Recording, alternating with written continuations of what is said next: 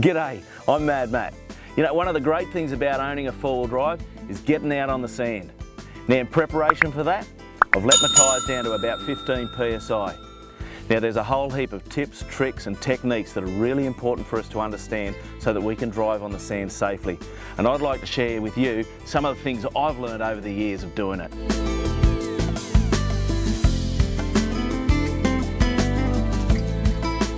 Now, when we're down at the beach, we've got to be aware of other vehicles that are driving along the beach because it's quite dangerous if they were to hit us, obviously.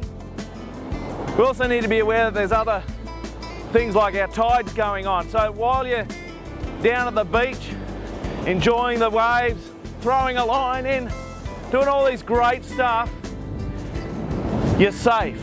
The tides in particular, high tide, low tide, you need to be aware of it. I'll come back and get the fish later on. So with this crossing, the only safe way I can figure to get across here is to drive over this escarpment. Now what's going to happen when I approach, the weight of my vehicle is going to push a lot of the sand down and it's going to create a natural ramp so that I can drive across this crossing. Okay, the sand's starting to collapse, there it goes.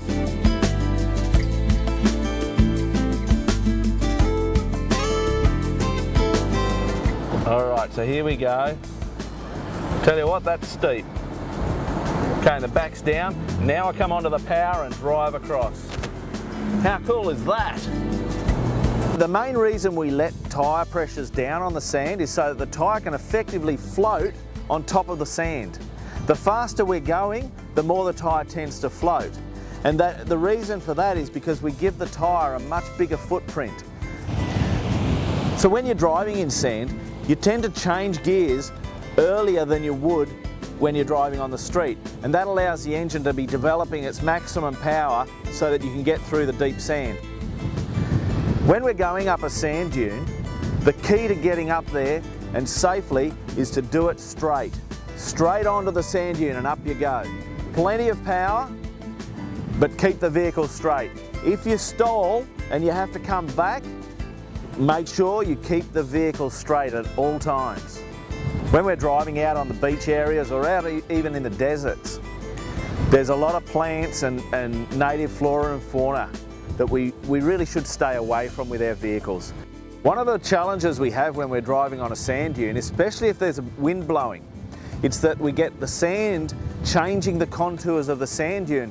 What that means is we can't actually see where the edge of sand dune is, and therefore we could be driving along a sand dune that all of a sudden comes to an edge, comes to a cliff, and we could drive over a cliff quite unexpectedly.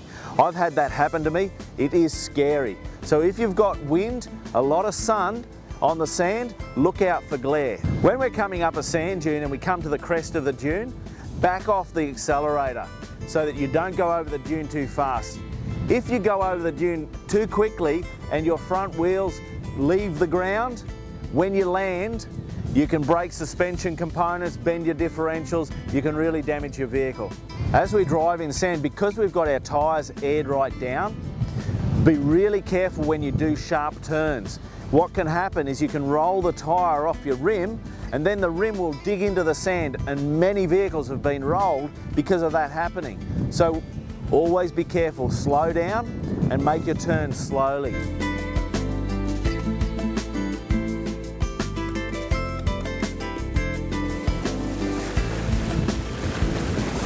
So when you're out on the sand, four-wheel driving, keep in mind that the key is momentum and power. When you're going up a dune, go straight up a dune. When you're going down a dune, go straight down the dune. Keep that in mind, you'll stay safe.